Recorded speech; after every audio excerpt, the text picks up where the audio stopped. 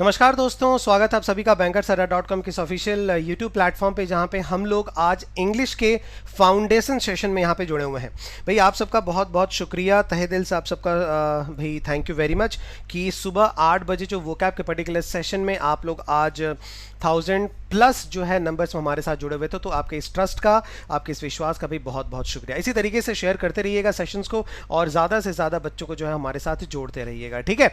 चलिए अब हम लोग चलते हैं आज के सेशन में, देख लेते हैं क्या करना है। टाइम एंड टेंस की पार्ट 2 जो है हम लोग आज यहाँ पे डिस्कशन करने वाले हैं। जी हाँ, बिल्कुल लास्ट डे हम लोगों ने कोशिश किया था, एक कॉन्सेप्चुअल क्लैरिटी लाने की कोशिश की थी। टेंस टाइम में जनरली होते हैं क्या, ये सारी की सारी चीज़ें आप लास्ट डे का भी सेशन एक बार ज़रूर देख लीजिएगा।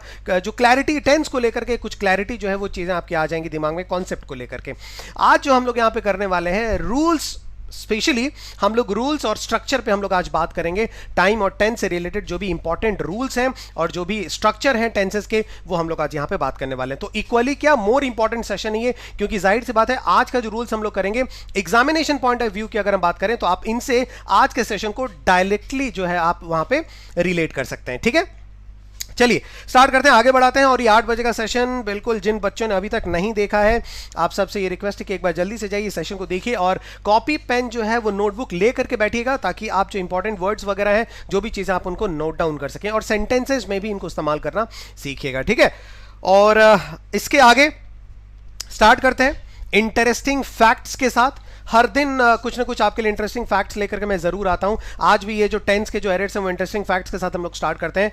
2 सेंटेंसेस आपके सामने दिखाई दे रहे हैं। पहला लिखा हुआ है I every day go for a morning walk, और दूसरा लिखा हुआ है I every day go for a morning walk. आपको बताना है कि इन दोनों में से सही सेंटेंस कौन सा है, जल्दी से मुझे एक बार बताएं। और तब तक मैं भी थोड़ा शेयर कर देता हूं, मैंने शेयर अभी तक किया नहीं है, ठीक है। तो जल्दी से आप लोग बताते जाइए कि कौन सा सेंटेंस इसमें सही है। हो सकता है दोनों सही है, हो सकता है दोनों गलत हो, दोनों का अलग अलग मीनिंग हो, कुछ भी हो सकता है, ठीक है। तो एक बार जल्दी से फटाफट मुझे बताओ। ये आ गया, शेयर तो नहीं कर पा रहा हूं, पहले कमेंट्स वगैरह देखता हूं, let's see. Okay, Amit Singh, yes I am from West Bengal. चलो भाई बहुत बढ़िया, गुड मॉर्निंग एवरीवन। जल्दी से सेंटेंस का आंसर मुझे दो, क्वेश्चन का answer I every day go for a morning walk, I every day go for a morning walk. जल्दी से मुझे बताएं क्या इस सेंटेंस का आंसर होगा। अरे भाई यहाँ पे किसी ने मुझे बोल दिया कि सर नंबर टू सही आ रहा है। Both right number 2। देखो ये इंटरेस्टिंग फैक्ट जो है, अगर आपको अच्छा लग रहा हो ना कि हाँ सर इंटरेस्टिंग फैक्ट बहुत अच्छा, तो एक बार जरूर जो है अभी के अभी तुरंत एक बार सेशन को लाइक करिएगा और तुरंत शेयर कर दीजिएगा जहां जहां आप व्हाट्सएप ग्रुप में है, टेलीग्राम ग्रुप में, क्योंकि मैंने शेयर नहीं किया, मैं आपको पहले बता दूं। फेसबुक में एक बार आप शेयर कर देना मेरे प्यारे भाइयों बच्चों, ठीक है। और टेलीग्राम ग्रुप्स में भी आप होंगे, वहां भी कर दीजिएगा, जिन जिन ग्रुप्स में आप होंगे वहां पर एक बार शेयर कर दीजिएगा, और अपने व्हाट्सएप ग्रुप्स में भी, ठीक है।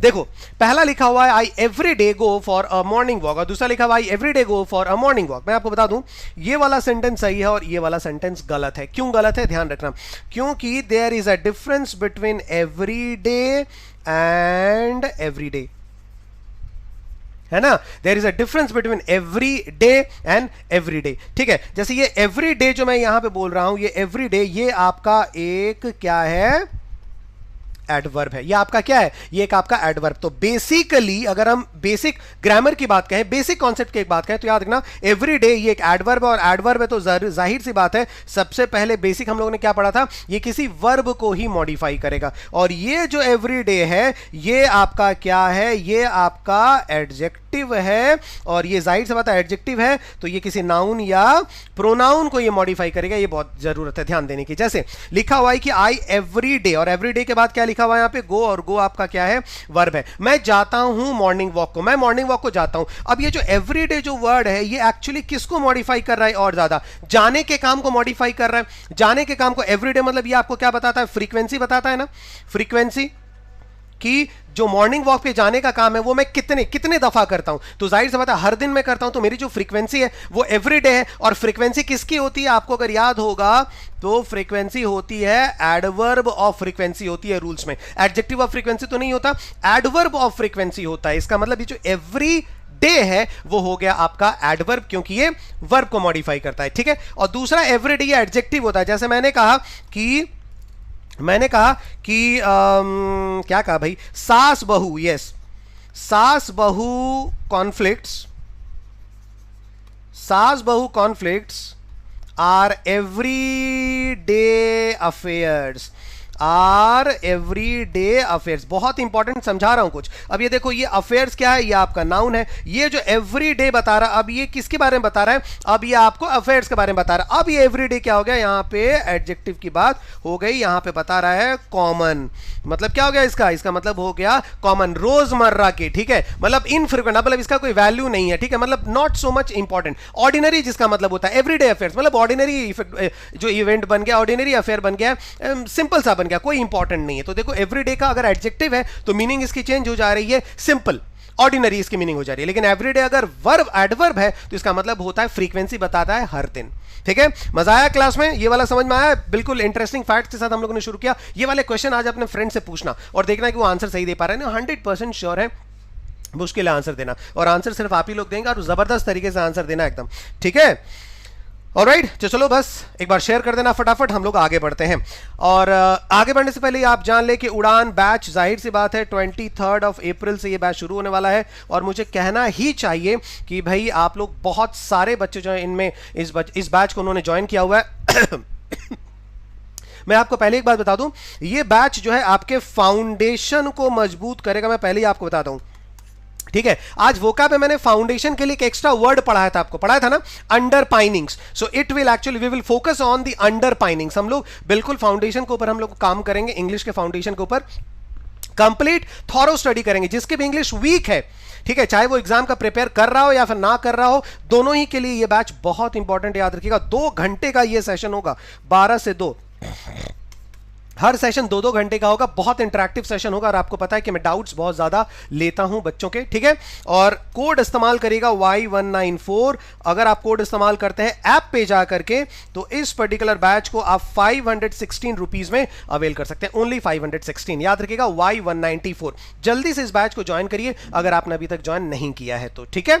आगे बढ़ते हैं, और ये आप देख सकते हैं कि बैंक के टेस्ट सीरीज भी आपके लिए है, एसएससी का टेस्ट सीरीज भी है, एसबीआई पीओ प्री और मेंस 2020 का भी टेस्ट सीरीज है, आईबीपीएस 2020 का भी जो पीओ और क्लर्क दोनों का टेस्ट सीरीज है। तो टेस्ट सीरीज भी आपके लिए काफी इंपॉर्टेंट है, इसलिए क्योंकि टेस्ट सीरीज अगर आपके पास रहेगा तो आप क्वेश्चंस जो है वो कलेक्ट कर सकते हैं, बार बार एसटी दे सकते हैं, तो आप जो है क्या कर सकते हैं, रिलेट कर सकते हैं चीजों को, ठीक है।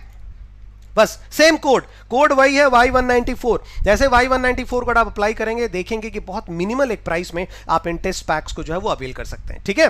आगे बढ़ते हैं और आ जाते हैं आज के important rules of times and tense में। देखो मैंने बोला था ना, जब भी हम लिखेंगे तो टाइम एंड टेंस ही लिखेंगे, केवल टेंस नहीं लिखना है। सो इंपॉर्टेंट रूल्स में हम लोग आ जाते हैं टाइम एंड टेंस का, और ये रहा आपका पहला रूल। कुछ क्वेश्चंस मैंने यहाँ पे लिखा हुआ है।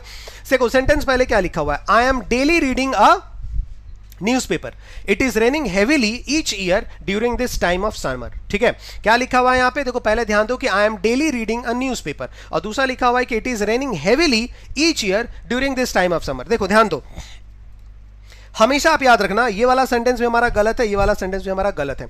गलत क्यों है आखिर, ये देखो गलत इसलिए क्योंकि हैबिचुअल एक्शंस के लिए या रूटीन वर्क के लिए हम लोग हमेशा सिंपल प्रेजेंट इस्तेमाल करते हैं या फिर प्रेजेंट इंडेफिनिट टेंस इस्तेमाल करते हैं। सिंपल प्रेजेंट या फिर प्रेजेंट इंडेफिनिट, सिंपल प्रेजेंट या प्रेजेंट इंडेफिनिट का आपका स्ट्रक्चर क्या होता है, स्ट्रक्चर होता है सबसे पहले सब्जेक्ट लिखेंगे, फिर वर्ब का 1 लिखेंगे या फिर वर्ब का 5 वाला लिखेंगे, V1 या V5, फिर उसके बाद आप अदर वर्ड्स लिख देना। बिल्कुल स्क्रीनशॉट ले लेना, एकदम स्क्रीनशॉट ले लेना, याद रखिएगा। सिंपल प्रेजेंट या प्रेजेंट इंडेफिनिट का स्ट्रक्चर क्या होता है, सबसे पहले सब्जेक्ट लिखेंगे, फिर वर्ब 1 या फिर वर्ब 5, ठीक है, और उसके बाद अदर वर्ड्स हम लिख देंगे। जैसे मैंने कहा वह किताब पढ़ता है, ही रीड अ बुक, ये आपका सिंपल प्रेजेंट में हो सकता है। कैसे, देखो ही आ गया सब्जेक्ट, अब ही के साथ सिंगुलर सब्जेक्ट के साथ क्या लगेगा, सिंगुलर सब्जेक्ट के साथ सिंगुलर वर्ब, प्लूरल सब्जेक्ट के साथ प्लूरल वर्ब। तो अब या तो V1 लगेगा या V5 लगेगा, ये डिपेंड करेगा सब्जेक्ट के ऊपर। V1 क्या होता है, हमेशा प्लूरल होता है, V5 हमेशा सिंगुलर होता है, तो जाहिर सी बात है यहाँ पे रीड्स लग जाएगा V5।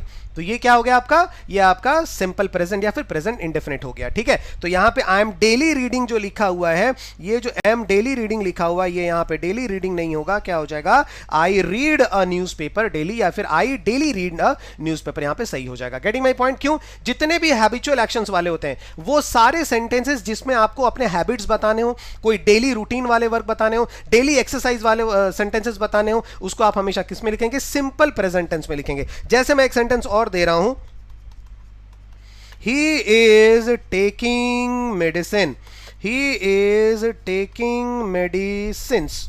ठीक है, जल्दी से मुझे बताओ कि ये सेंटेंस सही है या फिर गलत है। जल्दी मुझे बताओ, ही इज टेकिंग मेडिसिन, ये सेंटेंस सही है या फिर गलत है। कम ऑन पीपल, सेंटेंस सही है या फिर गलत है? जल्दी बतावा भाई बंधु, जल्दी बताओ।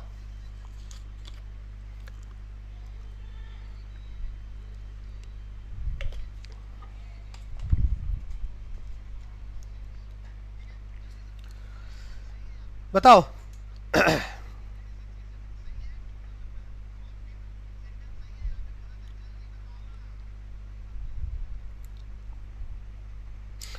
I read daily, I read daily newspaper होगा, I daily read a newspaper होगा। ये बच्चों याद रखना है, ठीक है। अच्छा नहीं, ये सेंटेंस सही है गलत, करेक्ट करके मत बताओ, बस इतना बताओ सही है गलत है, सही है गलत है, सही है गलत है, रॉन्ग है रॉन्ग है रॉन्ग है रॉन्ग है रॉन्ग है। भाई बहुत बढ़िया, आप जितने भी बच्चे बोले बहुत सही, शानदार आप आंसर दिए। जितने भी बच्चों ने कहा है रॉन्ग है, मैक्सिमम बच्चों ने कहा है रॉन्ग है, मैक्सिमम ऑलमोस्ट सबने कहा है रॉन्ग है। तो जितने भी बच्चों ने कहा है रॉन्ग, उनको फूल माला जो है वो आपको दी जानी चाहिए, थपड़ियाएंगे आके। ही इज टेकिंग मेडिसिन, गलत क्यों है? मैंने क्या कहा था?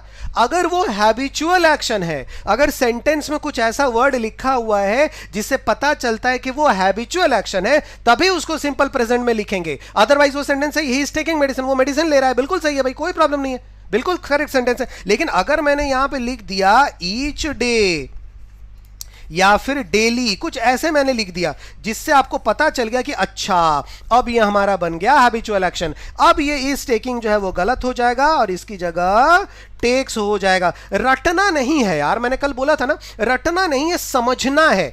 संतोष सर से पढ़ना है तो समझ करके पढ़ना, मैंने पहले ही बोला था ना, रटंत तो भूलंत नहीं और भूलंत तो मिलंत नहीं, है ना। और इसलिए याद रखना, समझना है, क्योंकि समझंत है तो भूलंत नहीं। ठीक है, समझ में आई मेरी बात? क्लियर हो रहा है? ठीक है, तो ही इज टेकिंग मेडिसिन बिल्कुल करेक्ट है, कोई इशू नहीं है। ही टेक्स मेडिसिन ये भी करेक्ट है, लेकिन अगर मैंने ईच डे और डेली लगा दिया तब इज टेकिंग मेडिसिन डेली या फिर ईच डे, तब ये गलत हो जाएगा। समझ में आई मेरी बात? क्लियर हो गया? रूटीन वर्क या हैबिचुअल एक्शंस, उन दोनों के लिए हम क्या इस्तेमाल करेंगे? हम हमेशा सिंपल प्रेजेंट इस्तेमाल करेंगे। जैसे इज रेनिंग है तो यहां पे इज रेनिंग गलत हो जाएगा और इसकी जगह हो जाएगा रेन्स। क्या हो जाएगा? रेन्स हो जाएगा। So it rains heavily each year during this time of summer. देखो ये सारा का सारा ईच ईयर अलग अलग बता रहा है, एवरी डे अलग अलग है, जो मैं भी आपको interesting fact of the day में मैंने बताया, अलग अलग, एक साथ नहीं है। एवरी डे, ईच ईयर एक साथ नहीं है, क्योंकि तब क्या हो जाएगा? तब हो जाएगा आपका adjective. Each year activities, every day affairs, तभी आपका अलग मीनिंग लेकर के आएगा। Getting my point? पहले वाला क्लियर हो गया। नेक्स्ट रूल नंबर 2 बहुत शानदार है भाई, रूल नंबर 2। Everyone knows, ध्यान देना सेंटेंसेस को, everyone knows that the earth has revolved around the sun. Everyone knows, हर कोई जानता है कि जो पृथ्वी है वो सूर्य के चारों तरफ जो चक्कर, वो चक्कर लगा चुकी है। So everyone knows that the earth has revolved around the sun. दूसरा है time and tide wait for none. Time and tide wait for none. देखो ये सेंटेंस भी बिल्कुल करेक्ट लग रहा है, मीनिंग के अकॉर्डिंगली बहुत सही है। टाइम ये हो गया हमारा सब्जेक्ट 1, ये हो गया हमारा टाइड सब्जेक्ट 1, और जाहिर सी बात है ये दोनों सब्जेक्ट मिलकर के क्या बन गए? ये प्लूरल सब्जेक्ट बन गए। तो प्लूरल सब्जेक्ट के लिए हम क्या इस्तेमाल करेंगे? भी1। तो ये हमारा सेंटेंस बिल्कुल करेक्ट लग रहा है, मतलब दोनों सेंटेंस करेक्ट लग रहे हैं। लेकिन मैं आपको बता दूं कि ये दोनों के दोनों सेंटेंस गलत है। क्यों गलत है दोनों के दोनों सेंटेंस? ये रहा आपके सामने। जितने भी प्रोवर्ब या फिर मैक्सिम इस्तेमाल करते हो आप, जितने भी प्रोवर्ब इंग्लिश में इस्तेमाल करते हैं या फिर कहावतें, लोकोक्तियां, ठीक है, ये मुहावरे, ये जो वर्ड्स आप इस्तेमाल करते हैं, स्पेशली कोई भी प्रोवर्ब, कोई भी इंग्लिश का सेइंग, ठीक है, कोई भी इंग्लिश का अडेज, मतलब इंग्लिश का कोई भी प्रोवर्ब, अब आप सिर्फ प्रोवर्ब याद रख करके चलो, इंग्लिश का कोई भी प्रोवर्ब अगर हो, अगर आप उसको सेंटेंस में लिख रहे हैं तो वो हमेशा सिंपल प्रेजेंट या फिर प्रेजेंट इंडेफिनिट टेंस में लिखा जाएगा। किस में लिखा जाएगा? सिंपल प्रेजेंट या प्रेजेंट इंडेफिनिट टेंस में लिखा जाएगा। ठीक है, अब हम एग्जाम्पल पे आते हैं, ध्यान दो, अब हम एग्जाम्पल पे आते हैं। देखो क्या लिखा हुआ है? For proverb simple present present indefinite. इसमें एक और चीज जोड़ लो, यूनिवर्सल ट्रूथ। यूनिवर्सल ट्रूथ्स, जितने भी प्रोवर्ब्स हैं, ठीक है, कहावतें हैं, ठीक है, यूनिवर्सल ट्रूथ्स जो हैं या फिर इटर्नल ट्रूथ्स जो हैं, इटर्नल ट्रूथ्स जो हैं, ये सारे के सारे जो हैं, ये हमेशा क्या होता है? इनको हम हमेशा सिंपल प्रेजेंट लिखते हैं। जैसे अर्थ जो है सूर्य के चारों तरफ घूमती है, तो ये एक क्या है? यूनिवर्सल ट्रूथ है। एक यूनिवर्सल ट्रूथ है, क्लियर हो गया। तो जाहिर सी बात है इसको, इस सेंटेंस को हम किस में लिखेंगे, इसको हम सिंपल प्रेजेंट टेंस में लिखा, मतलब हैज रिवॉल्व्ड यहां से हट जाएगा और इसकी जगह क्या हो जाएगा, रिवॉल्व्स। क्या हो जाएगा, पहला वाला क्या हो जाएगा, everyone knows that the earth revolves around the sun हो जाएगा। क्या हो जाएगा, रिवॉल्व्स अराउंड द सन हो जाएगा। ठीक है, गेटिंग माय पॉइंट, इतना क्लियर हो गया आप सबका?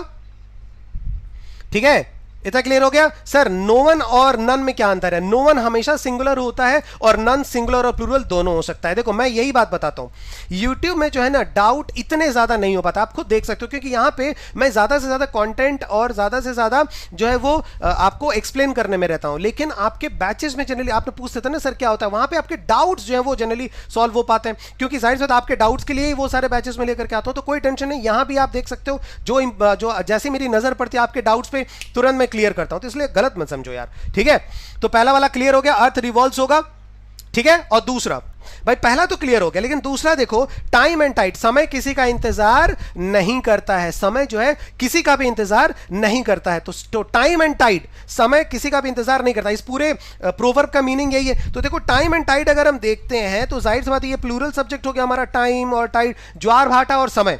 समय और ज्वार भाटा जो है किसी का भी इंतजार नहीं करते हैं। सो टाइम एंड टाइड ये दोनों मिलकर के क्या बना रहे हैं, प्लूरल सब्जेक्ट बना रहे हैं। तब तो इसके साथ प्लूरल वर्ब होना चाहिए, बिल्कुल करेक्ट लग रहा है। लेकिन गलत क्यों है? गलत सिर्फ इसलिए है क्योंकि जिस सेंटेंस को आपने चुना है, यहां पे चूज किया है, वो क्या है, वो एक क्या है भाई, वो एक प्रोवर्ब है कि समय और ज्वार भाटा किसी का भी इंतजार नहीं करता। तो वो एक प्रोवर्ब है। तो कहीं भी अगर आप इंग्लिश का प्रोवर्ब लिखते हैं तो उसको हमेशा किसमें लिखना है, जिस तरीके से वो लिखा गया होगा। तो ओरिजिनली क्या लिखा गया है, यहां पे ओरिजिनली वेट्स लिखा गया। आप ध्यान देना, वेट भी आपका क्या है, सिंपल प्रेजेंट, वेट्स भी आपका सिंपल प्रेजेंट है, क्योंकि सिंपल प्रेजेंट में आप क्या लिखते हो, या तो V1 लिखते हो या तो V5 लिखते हो। जब भी अगर हम वर्ब की बात करें तो सिंपल प्रेजेंट में आप क्या लिखते हैं, या तो V1 या तो V5। तो देखो वेट जो है V1 है, ये भी चल रहा था, लेकिन जस्ट बिकॉज रूल क्या था कि एक्स्ट्रा रूल आपको पता चला कि क्या लिखते हैं हम लोग, यूनिवर्सल ट्रूथ्स, प्रोवर्ब वगैरह, इनको सिंपल प्रेजेंट में तो लिखते ही हैं, लेकिन जैसे ओरिजिनली लिखा होगा वैसे ही लिखते हैं। जैसे 2 और 4, 2 और 2, 2 and 2 मेक 4 या मेक्स 4, जल्दी मुझे बताओ, 2 and 2 मेक 4 या मेक्स 4, मुझे एक बार जल्दी से बताएं, 2 and 2 मेक 4 होगा या फिर मेक्स 4 होगा? बच्चों बताओ, 2 and 2 मेक 4 होगा या फिर मेक्स 4 होगा? एक बार मुझे जल्दी से फट से मुझे बताएं कि सर 2 and 2 मेक 4 होगा या फिर मेक्स 4 होगा। मैं आपको बताता हूं, प्रोवर्ब है ना, सो 2 and 2 मेक्स 4 होता है, जबकि रूल के हिसाब से क्या होना चाहिए, 2 और 2 4, दोनों क्या हो गए, एंड से जुड़ गए, राइट। तो वर्ब प्लूरल होना चाहिए, लेकिन प्रोवर्ब है, इसलिए यहां पे हम क्या बोलेंगे, 2 and 2 मेक्स 4। इसका खासा ध्यान रखिएगा, क्योंकि ये आपके क्या बोलते हैं, एरर डिटेक्शन में भी बहुत ज्यादा आता है, आपके फ्रेज रिप्लेसमेंट में भी बहुत ज्यादा आता है, बहुत आता है, आपके ध्यान देना इसको, ठीक है। नेक्स्ट की तरफ हम लोग बढ़े चलते हैं, नेक्स्ट रूल की तरफ बढ़े भाई। नेक्स्ट रूल हमारा क्या है, ये देखो क्या लिखा हुआ है, बहुत बहुत ये पूरा आपके प्रीवियस एरर्स के मतलब क्वेश्चंस, उसी को मैंने थोड़ा इजी लैंग्वेज में कर दिया है, ठीक है। और ये आपका प्रीवियस एरर का ही वर्ड है, कहाँ गया भाई, ये रहा, ये प्रीवियस एरर का ही ये वर्ड है जिसके ऊपर आपके क्वेश्चंस आते हैं। क्या लिखा हुआ है, out of the 500 invitees, 500 invitees में से only a few attended the party so far, अब तक केवल कुछ ही लोगों ने पार्टी अटेंड किया।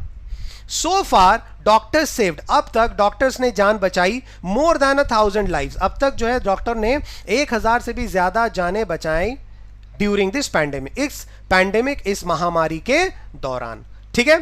कुछ नहीं करना है, सिर्फ याद रखना है, कुछ वर्ड्स आपको याद रखना है, सो फार, रिसेंटली, नेवर, और भी वर्ड है, लेटली हो गया, टुडे हो गया, ठीक है। ये सारे कुछ कुछ वर्ड्स हो गए आपके, मैं आपको बता देता हूं, लेकिन ये वर्ड्स जो हैं ये आपके एग्जाम में बहुत ज्यादा आते हैं, ठीक है। तो कहीं भी किसी सेंटेंस में अगर सो फार है, रिसेंटली है, नेवर है, तो हम क्या यूज करेंगे, प्रेजेंट परफेक्ट टेंस यूज करेंगे।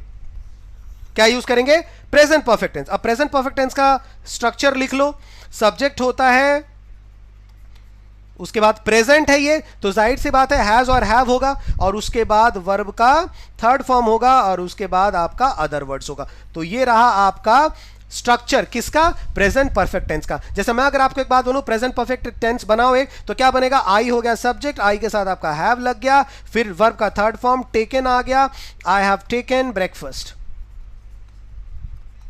ठीक है, आई हैव टेकन ब्रेकफास्ट। अभी मैं अगर बोलूं, कुछ और एक एग्जांपल बोलूं, तो हम बोल सकते हैं कि रेखा सिंह, ठीक है, रेखा सिंह, रेखा के बाद क्या आ जाएगा, मैंने बोला रेखा रेखा उसके साथ हैज लगेगा, रेखा हैज उसके साथ एक वर्ब का थर्ड फॉर्म लगा दो, रेखा हैज फिनिश्ड हर HW मतलब homework.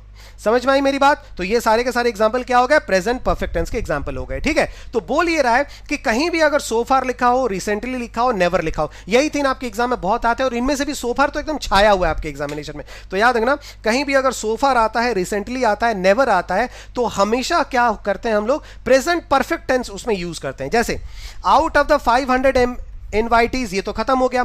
Only a few attended, only a few, अब ये जो ओनली अ फ्यू है ये आपका सब्जेक्ट बन गया, केवल कुछ ही लोग। उसके बाद देखो अटेंडेड लिखा हुआ है केवल, तो जाहिर सी बात है यहाँ पे केवल अटेंडेड नहीं होगा, क्या हो जाएगा? Only a few have attended, यहां पे सही आंसर हो जाएगा। क्या हो जाएगा? Only a few have attended the party so far, मतलब अब तक केवल कुछ ही लोगों ने वो पार्टी अटेंड किया है।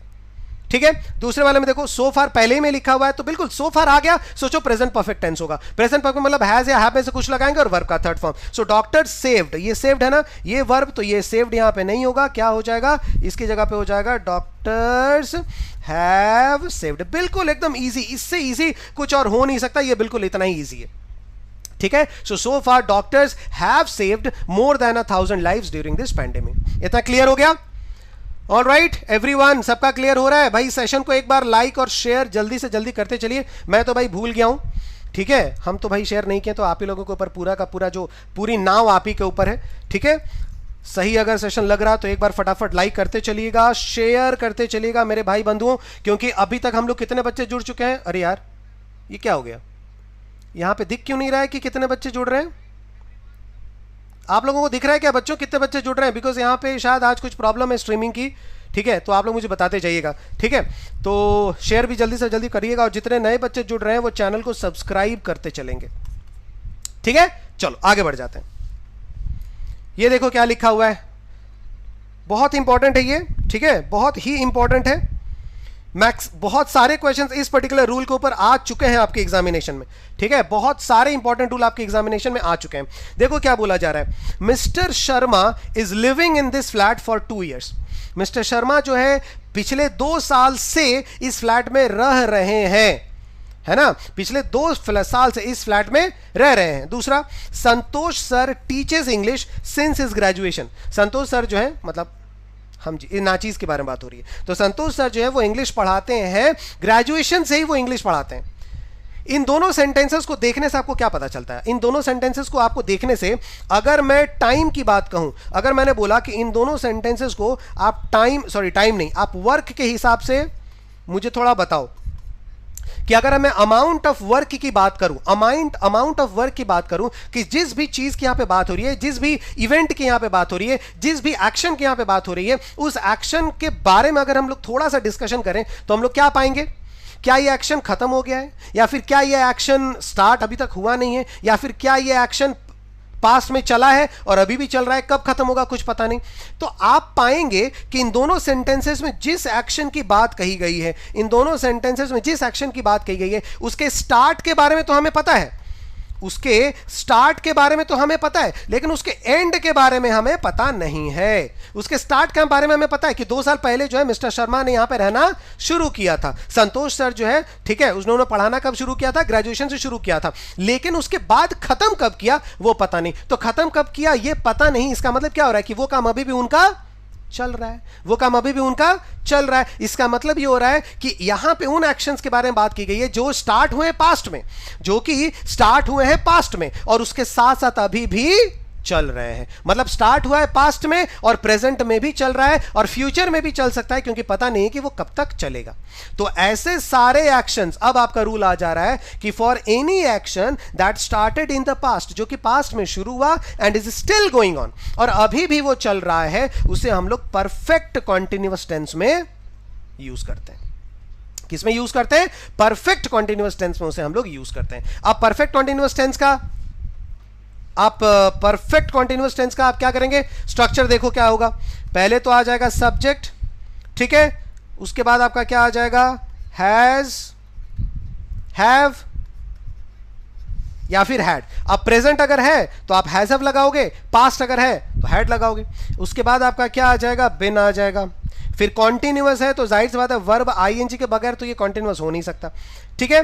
फिर उसके बाद आप क्या लगाएंगे, सिंस या फॉर,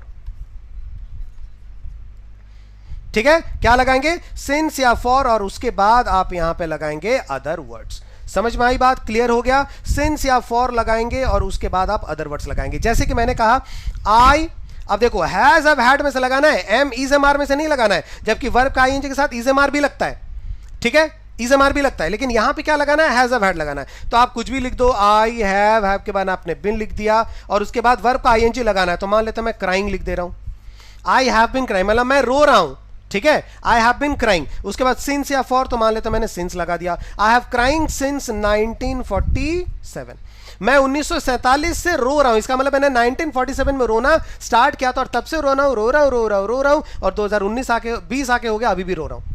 इसका मतलब क्या हो गया कि ये आपका हो गया परफेक्ट कॉन्टिन्यूअस टेंस, ठीक है। जैसे कि मैं पढ़ा रहा हूं, मैं आपको पढ़ा रहा हूं, आई am teaching, I am teaching, बताओ ये सेंटेंस सही है या गलत है। आई एम टीचिंग ये सेंटेंस सही होगा या गलत होगा, एक बार जल्दी से मुझे बताएं। आई एम टीचिंग ये सेंटेंस आपका सही है या फिर गलत है, जल्दी से मुझे लिख करके एक बार बताएं। दिस सेंटेंस इज करेक्ट और नॉट, आई एम टीचिंग, जल्दी बताओ भाई।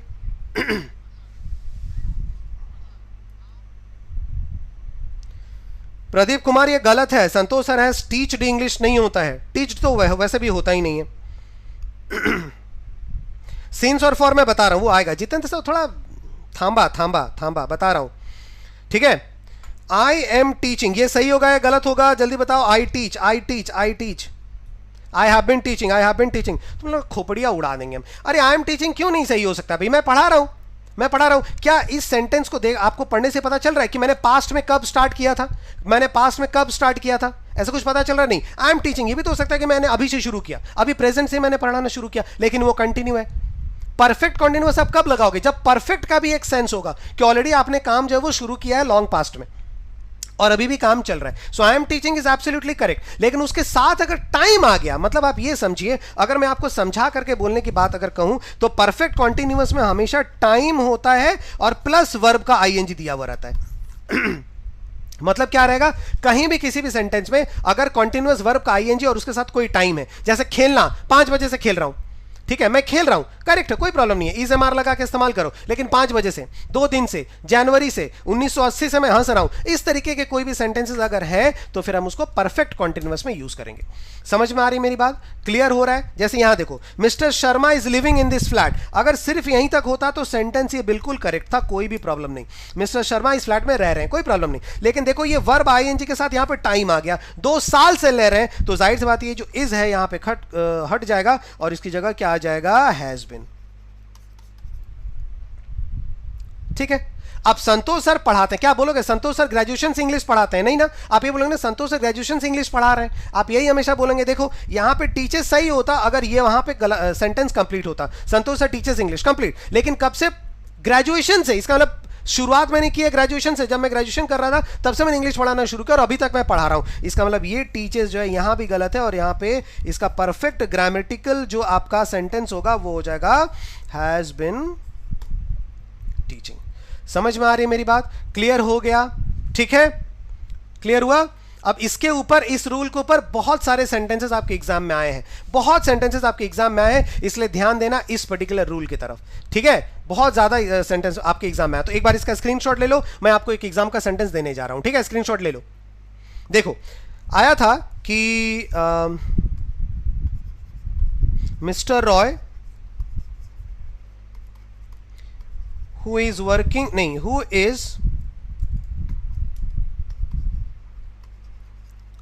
is the head of the tax department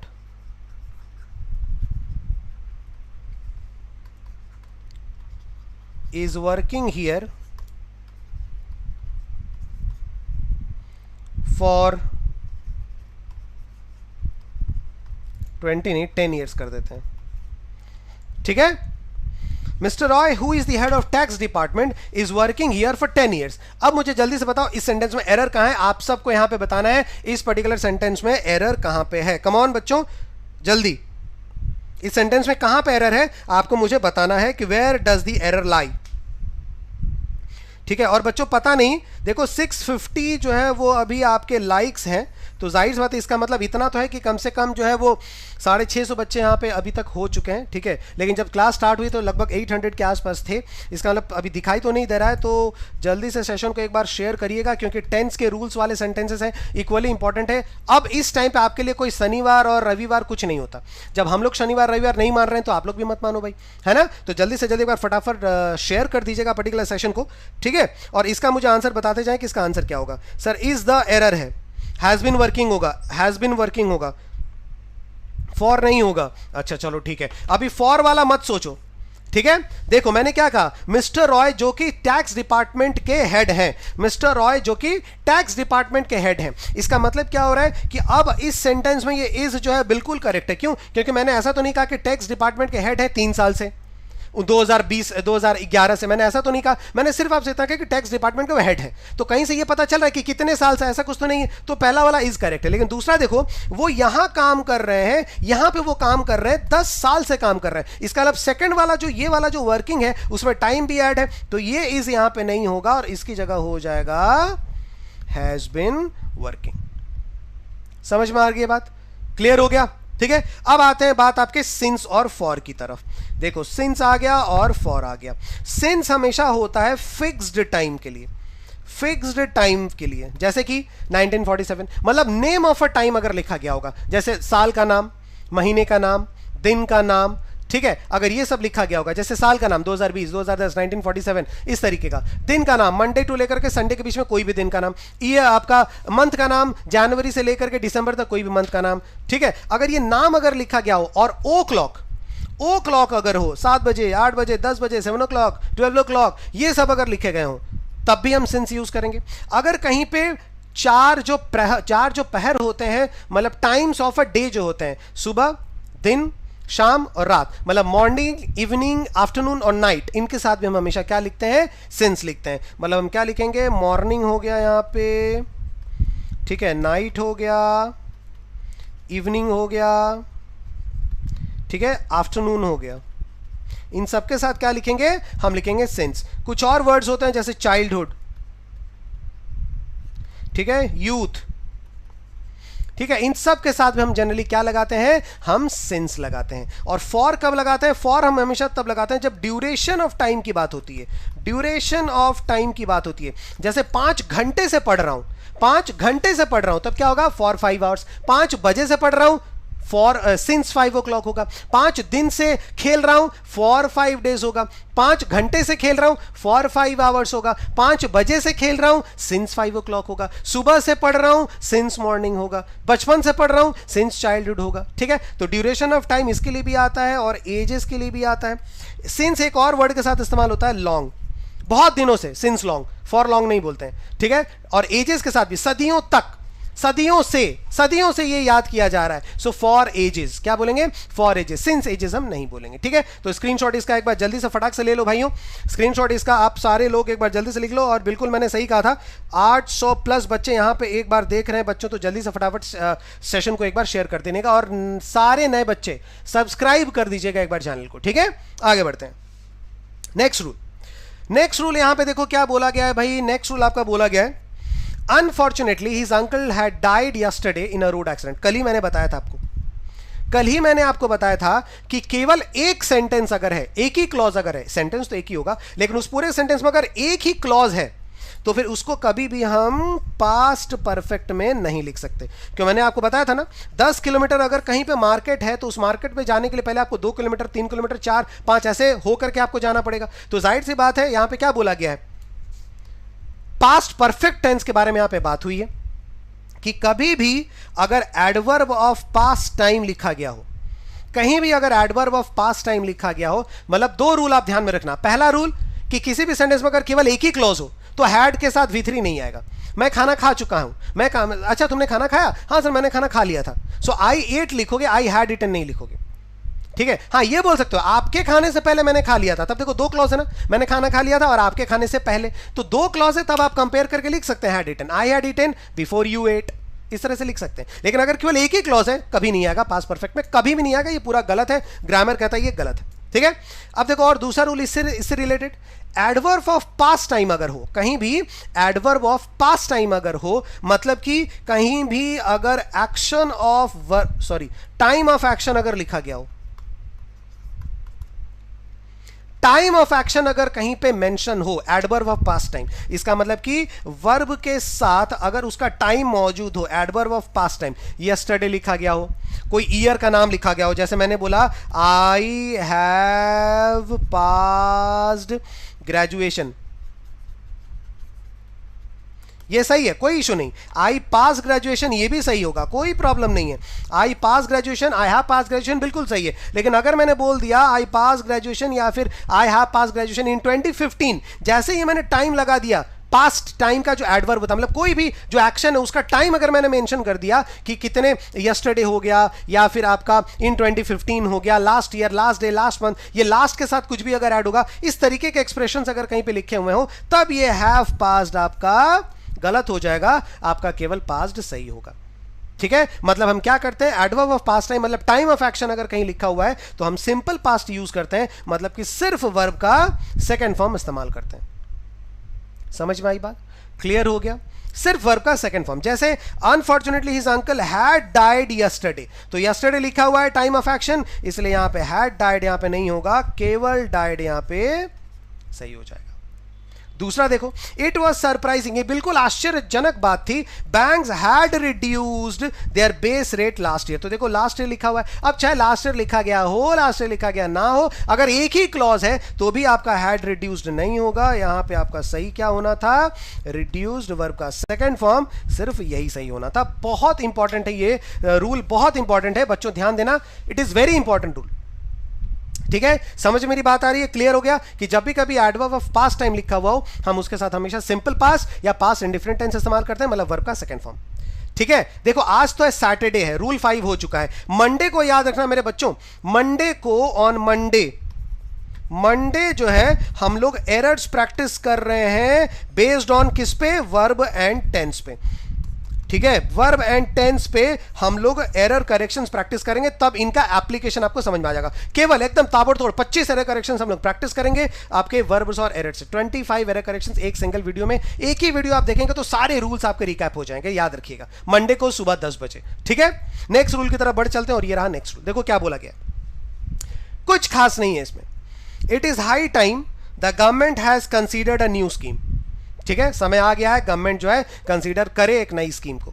it's time, समय आ गया है, we should start saving for the future, कि हमें भविष्य के लिए कुछ सेव करने की जरूरत है। ठीक है, कुछ नहीं करना है, बस याद रखना है। कोई भी सेंटेंस अगर इट्स टाइम से शुरू हो, इट इज हाई टाइम से शुरू हो, इट इज गुड टाइम से अगर शुरू हो, इन तीनों में से किसी भी एक से शुरू हो। किससे? इट्स टाइम से, इट इज हाई टाइम से, इट्स गुड टाइम से। ठीक है, if any sentence starts with any one of these three, कौन कौन सा, it's time, it is high time और इट्स गुड टाइम, अगर इनसे शुरू हो तो जो भी इनके बाद हम सेंटेंस लिखते हैं वो सिंपल पास्ट में लिखते हैं, मतलब वर्ब का सिर्फ सेकंड फॉर्म आता है। सिंपल पास्ट का मतलब क्या होता है, सिंपल पास्ट का मतलब होगा सब्जेक्ट होगा, फिर वर्ब का सेकंड फॉर्म होगा और उसके बाद आपका अदर वर्ड्स होगा। ठीक है, जैसे इट्स हाई टाइम, देखो ध्यान दो, ये क्या लिखा हुआ है, इट्स हाई टाइम और इट्स टाइम, तो जो भी इसके बाद वाला जो सेंटेंस है वो किस में लिखेंगे, सिंपल पास्ट में। सिंपल पास्ट मतलब सिर्फ वर्ब का सेकंड फॉर्म, तो ये जो हैज कंसीडर है इसको काटो और इसके जगह सिर्फ वर्ब का सेकंड फॉर्म लिख दो, मतलब कि कंसीडर वर्ब का सेकंड फॉर्म। खत्म, आगे बढ़ते हैं। It is time we should start, तो ये शुड स्टार्ट यहां पे हटाओ और वर्ब का सेकंड फॉर्म यहां पे लिख दो, मतलब कि स्टार्टेड वर्ब का सेकंड फॉर्म हो गया। बस सिर्फ याद रखना है, सिर्फ और सिर्फ याद रखना आपको, और कुछ नहीं करना। It's time you should work hard, अब टाइम आ गया आपको जो है ज्यादा मेहनत करनी है, so you should work hard. It's time you should work hard, should हट गया, बहुत बार आया आपके एरर में, बहुत बार आता है आपके एग्जाम में, ध्यान देना। It's time you should work hard गलत हो जाएगा, it's time you worked hard यहां पे सही हो जाएगा। ठीक है, देखो 900 हम लोग क्रॉस करने वाले भाई, 880 हम लोग प्लस हो चुके हैं। जल्दी से जल्दी फटाफट इस सेशन को शेयर करिएगा, याद रखिए जितनी ज्यादा आप शेयर करेंगे उतना ही ज्यादा ये वर्ब और टेंस, ये मैं चाहता हूं वर्ब और टेंस जो है वो ज्यादा लोगों का क्लियर हो। ठीक है, तो बस ये याद रखिएगा, it's time, it is time, it is high time, it is good time, ये चार है। It's time, it is high time, it is time, it's good time, ये सब जो फ्रेजेस हैं इनके साथ जब भी आप सेंटेंस लिखेंगे तो इनके बाद वाला सेंटेंस सिर्फ सिंपल पास्ट में आएगा, मतलब वर्ब का सेकंड फॉर्म। ठीक है, डन, आगे नेक्स्ट। हाँ भाई, ये तो बहुत बार आ चुका है ना। दूसरे सेंटेंस को अगर आप देखो तो ये लॉट ऑफ टाइम ये सेंटेंस आपके एग्जाम में आ चुका है। देखो दूसरा वाला sentence,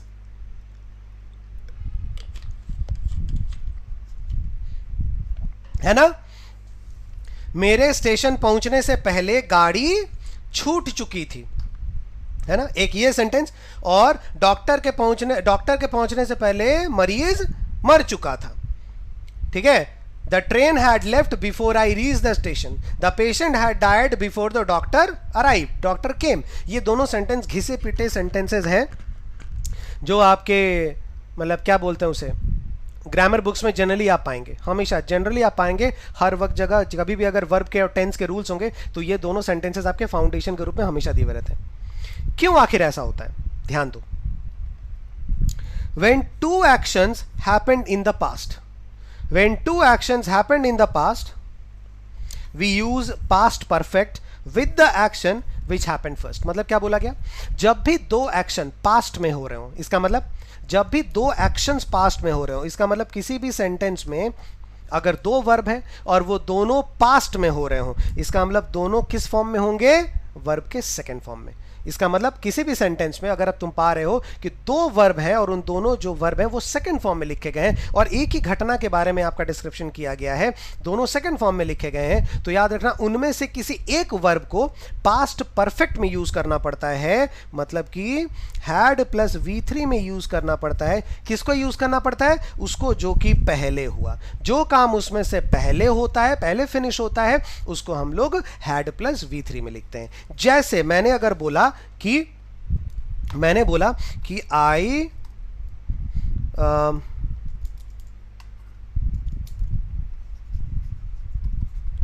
arrived at the station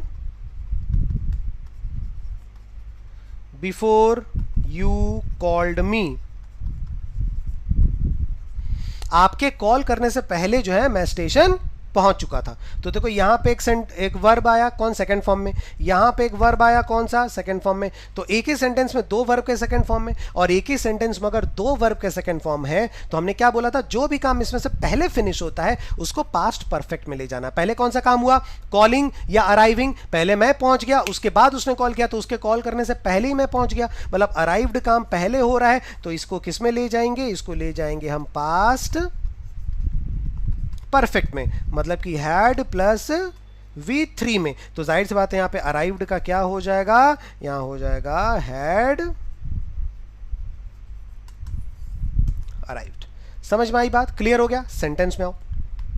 Santosh completed his lecture, ये हो गया एक वर्ब का सेकंड फॉर्म, ठीक है। Before all the students called him, ये हो गया वर्ब का सेकंड फॉर्म, मतलब कि संतोष ने अपना लेक्चर पहले ही कंप्लीट कर दिया था, इसके पहले कि उसके स्टूडेंट्स उन्हें कॉल करते, मतलब स्टूडेंट्स ने बाद में कॉल किया और पहले ही संतोष ने अपना लेक्चर कंप्लीट कर लिया। तो जाहिर सी बात है दोनों वर्ब के सेकंड फॉर्म में, लेकिन पहला कौन सा कंप्लीट हो रहा है, ये कंप्लीटेड वाला वर्ब पहले हो रहा है। तो क्या लिखेंगे, संतोष हैड कंप्लीटेड, ठीक है, क्लियर हो गया। ये वाला हमारा आंसर हो गया। दूसरा देखो, द ट्रेन लेफ्ट, ठीक है, ये हो गया हमारा कौन सा, वर्ब का फर्स्ट फॉर्म, ये हो गया वर्ब का फर्स्ट फॉर्म नहीं, ये हो गया पहला वर्ब सेकंड फॉर्म में, रीच द स्टेशन, ये हो गया दूसरा वर्ब सेकंड फॉर्म में। दोनों वर्ब हैं सेकंड फॉर्म में, किसको लिखेंगे पास्ट परफेक्ट में, जो काम पहले होगा। तो पहले कौन सा हो गया, मैं पहुंचा या ट्रेन छूट चुकी थी। तो जाहिर सी बात है मेरे पहुंचने से पहले ट्रेन छूट चुकी थी, इसलिए यहां पे क्या होगा, लेफ्ट नहीं होगा, यहां पे हो जाएगा हैड लेफ्ट। क्लियर, बिल्कुल इजी है, मतलब एकदम इजीली तरीके से हम लोग चल रहे हैं और कुछ नहीं। आई रिटर्न्ड होम, मैं घर वापस आया। व्हेन आई रियलाइज, अब देखो ये आपके IBPS का है,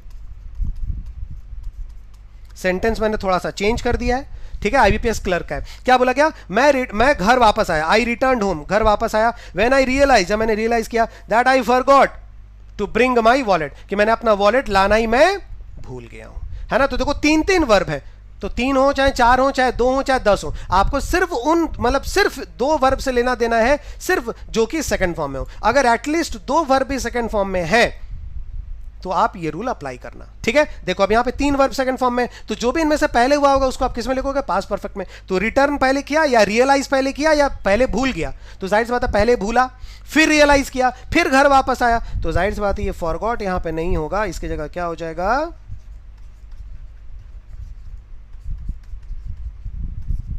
हैड फॉरगॉटन यहां पे सही हो जाएगा। समझ में आई बात? क्लियर हो गया भाई? देखो 900 हम लोग क्रॉस करके भाई, बहुत बहुत बहुत बढ़िया, बहुत शानदार। इसी तरीके से सपोर्ट करते जाओ यार, देखो अभी तोड़ देंगे हम लोग सब सारे लोगों को, बिल्कुल एकदम जबरदस्त, बहुत बढ़िया भाई, शानदार। ठीक है, ये रूल क्लियर हो गया आपका, रूल नंबर 7। नेक्स्ट रूल हम लोग पढ़ते हैं भाई, वेरी वेरी इंपॉर्टेंट, बहुत इंपॉर्टेंट। शायद आज आपने जितने रूल आपने पढ़े हैं, सबसे इंपॉर्टेंट रूल वो मैं अब आपको पढ़ाने जा रहा हूं रूल नंबर 8 में। ठीक है, सबसे इंपॉर्टेंट रूल मैं क्या पढ़ाने जा रहा हूं? सबसे इंपॉर्टेंट रूल वो मैं अभी पढ़ाने जा रहा हूं रूल नंबर 8 में। मैक्सिमम सेंटेंसेस आप खुद बोलेंगे इसके ऊपर आता है। ठीक है, क्या है भाई रूल? देखो, रूल आपका है, जब आप सारे लोग संडे को भी आएंगे अगर मैं पढ़ाऊंगा, ठीक है, अगर बारिश होगी तो मैं आज आपके रूम पे नहीं जाऊंगा, अगर आप मेहनत करेंगे तो एग्जाम में पास होंगे। ठीक है, जब तक मैं डील नहीं पढ़ूंगा तब तक मैं साइन नहीं करूंगा। समझ में आ रही बात? हमने जो भी सेंटेंसेस अभी चारों सेंटेंसेस यूज किए हैं, ध्यान देना वो सारे के सारे फ्यूचर टेंस में, मतलब एक ही सेंटेंस में मैंने दोनों क्लॉज फ्यूचर में यूज किए हैं कि आपको अगर आप मेहनत करेंगे तो एग्जाम पास करेंगे, अगर मैं आपको संडे को बुलाऊंगा तो आप सबको आना पड़ेगा या आप सब आएंगे, आप तब तक वहां पे, आप यहां पे तब तक खड़े रहेंगे जब तक मैं आपको नहीं बुलाऊंगा। क्लियर हो गया? मतलब ये सारे के सारे सेंटेंसेस क्या हो रहे हैं, दोनों का दोनों क्लॉज फ्यूचर टेंस में इस्तेमाल कर रहे हैं। बहुत बड़ा सा और इंपॉर्टेंट रूल है इंग्लिश का, ध्यान दो। दो future tense can never be used in a sentence. दो फ्यूचर टेंस एक सेंटेंस में कभी यूज नहीं होगा। दो फ्यूचर टेंस एक सेंटेंस में कभी भी यूज नहीं होगा। ठीक है, उनमें से जो कंडीशनल सेंटेंस होगा उसको किस में लिखेंगे? सिंपल फ्यूचर में लिखेंगे। जो भी कंडीशनल, जाहिर सी बात है, दोनों फ्यूचर अगर हम बोल रहे हैं, दोनों क्लॉज, दोनों सेंटेंस जो है वो फ्यूचर में अगर हम बोल रहे हैं, तो जाहिर सी बात है उनमें से कोई ना कोई एक कंडीशन तो होगा ही। जैसे कि अगर मैं बुलाऊंगा तो आप आएंगे, अगर आप मेहनत करेंगे तो आप एग्जाम क्लियर करेंगे, अगर मैं फोन करूंगा तो आप रिसीव जरूर करेंगे। समझ मेरी बात आ रही है? क्लियर हो रहा है? इसके अलावा जो अगर से स्टार्ट है उसी को कंडीशनल सेंटेंस बोलते हैं। तो जो भी कंडीशनल सेंटेंस होंगे उसको आप फ्यूचर में कभी मत रखना, उसको किस में रखना है? या तो सिंपल प्रेजेंट टेंस में। ये इस रूल का पार्ट 1 है, ये इस रूल का पार्ट 1 है कि या तो आप उसको सिंपल प्रेजेंट टेंस में रखेंगे या फिर पास्ट परफेक्ट टेंस में रखेंगे। ध्यान देना, कोई भी कंडीशनल सेंटेंस वो सिर्फ इन्हीं दोनों टेंस में रखा जा सकता है, इसके अलावा तीसरा सेंटेंस नहीं होगा। सिंपल प्रेजेंट टेंस या past perfect tense, simple present tense या past perfect tense, simple present tense या फिर पास्ट परफेक्ट टेंस। ये आप ध्यान में रखना, कोई भी फ्यूचर टेंस हो, याद रखना फ्यूचर टेंस का भी, सॉरी, कंडीशनल सेंटेंस कभी भी फ्यूचर में नहीं होगा। किस तरीके से याद रखोगे? कंडीशनल सेंटेंस ऐसे रट लो इसको, एकदम इसको तो रटना है भाई। Conditional sentence no future, conditional sentence का कोई फ्यूचर नहीं है। ठीक है, अब जब आपके घर में मम्मी पापा को बोले ना तुम्हारा कोई फ्यूचर नहीं है, तो तुम क्या बोलना? पापा मम्मी कंडीशनल सेंटेंस का भी कोई फ्यूचर नहीं है, तो गले से लगा लेंगे तुमको, है ना? कंडीशनल सेंटेंस का भी कोई फ्यूचर नहीं है। और मैक्सिमम आपको क्या आता है ना, ये आपके एरर करेक्शंस में आते हैं। और एरर करेक्शन क्या होता है? सिर्फ आपको एरर ढूंढना पड़ता है, सिर्फ आपको एरर क्या होता है? ढूंढना पड़ता है। तो बस आप सिर्फ इतना भी अगर ढूंढ लेंगे कि कंडीशनल सेंटेंस फ्यूचर में नहीं होंगे तो भी आपका काम बन जाएगा। ठीक है, और जो भी आपके कंडीशनल सेंटेंसेस होंगे वो इस्तेमाल किस में होंगे? या तो वो सिंपल प्रेजेंट में होगा या तो पास्ट परफेक्ट में होगा। सिंपल प्रेजेंट का मतलब क्या होगा? या तो ऐसे लिखा रहेगा सब्जेक्ट प्लस V1 या फिर V5 अदर वर्ड्स, या फिर आपका लिखा रहेगा पास्ट परफेक्ट टेंस, मतलब कि subject plus had plus V3 plus other words. ठीक है, जैसे देखो, she will understand the topic, अलग हो गया, वो इस टॉपिक को समझेगी। अगर she will attend Santosh sir foundation classes, अगर संतोष सर के फाउंडेशन क्लासेस को अटेंड करेगी तो वो इस टॉपिक को समझेगी। हिंदी में तो दोनों हम फ्यूचर में बोल दिए, चलेगा, कोई प्रॉब्लम नहीं, लेकिन इंग्लिश में जैसे ही बोलोगे तुरंत जो है मोराटोरियम लग जाएगा, आप पे टेम्पररी बैन लग जाएगा, है ना? तो क्या करेंगे? कंडीशनल सेंटेंस आ गया, इफ से जो शुरू है किस में लिखेंगे? उसको सिंपल प्रेजेंट टेंस में लिखेंगे। तो शी विल अटेंड नहीं होगा, यहां पे हो जाएगा शी अटेंड्स। अब आपके मन में एक डाउट आ सकता है कि सर आपने तो बोला दोनों में हो सकता है, सिंपल प्रेजेंट टेंस में भी हो सकता है, पास्ट परफेक्ट में भी हो सकता है, तो पास्ट परफेक्ट कब होगा और सिंपल प्रेजेंट कब होगा? तो बताएंगे, आज सिर्फ सिंपल प्रेजेंट सीख लो, आज सिर्फ सिंपल प्रेजेंट सीख लो, बिल्कुल हौच-पौच हो जाएगा। क्या हो जाएगा? बिल्कुल एकदम केमिकल लोचा तो हो ही जाएगा, संजय दत्त को जो हुआ था, इसलिए इतना ज्यादा हौच-पौच मत करो, बस ये जान लो। ठीक है, दूसरा, the trainer told trainees to relax until he would return। Sorry until he will return. तो क्या हो जाएगा, द ट्रेनर टोल्ड ट्रेनीज। अब ये देखो ये क्या था, शी विल अंडरस्टैंड।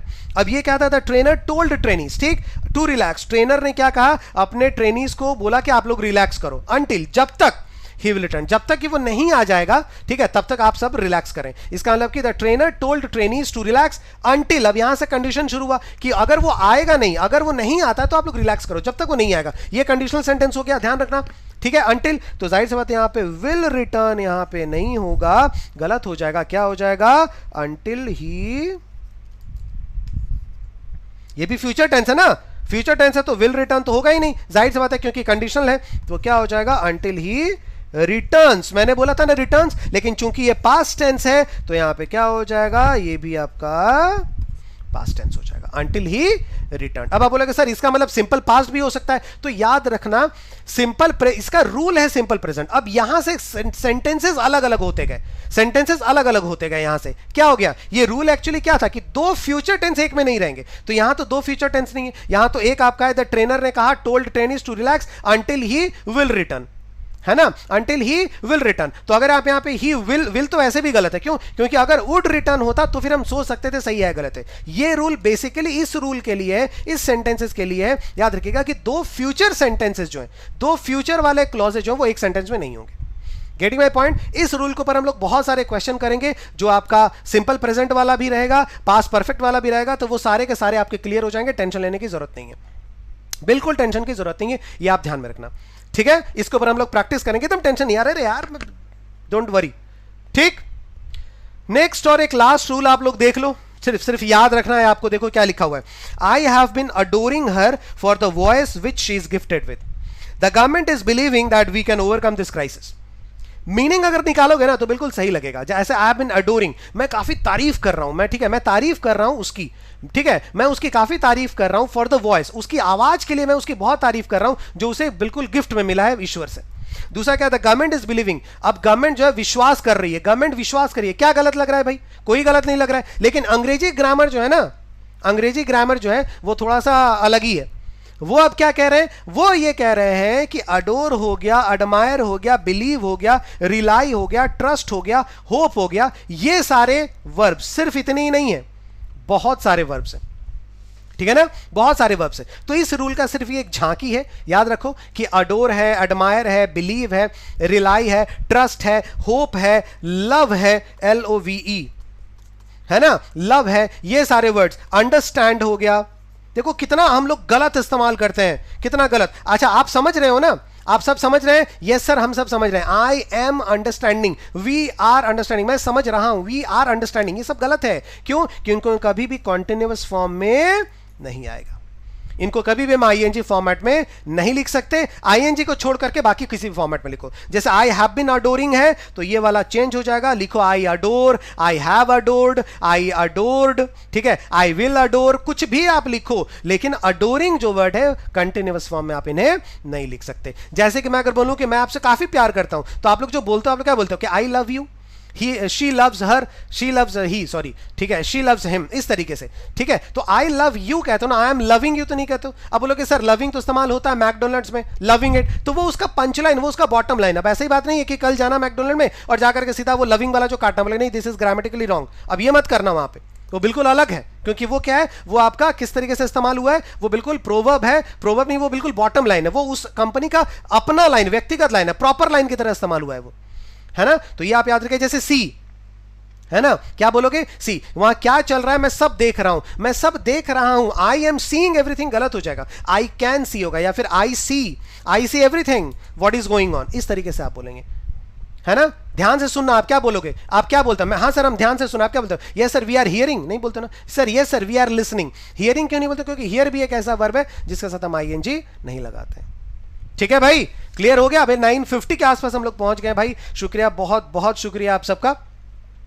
याद रखिएगा एक चीज, ये आप उड़ान बैच जो है, अभी भी आप इस बैच को ज्वाइन कर सकते हैं। अगर आपने इस बैच को ज्वाइन नहीं किया है तो ऐप के थ्रू से ही परचेज करिएगा, Y194 कोड इस्तेमाल करिएगा।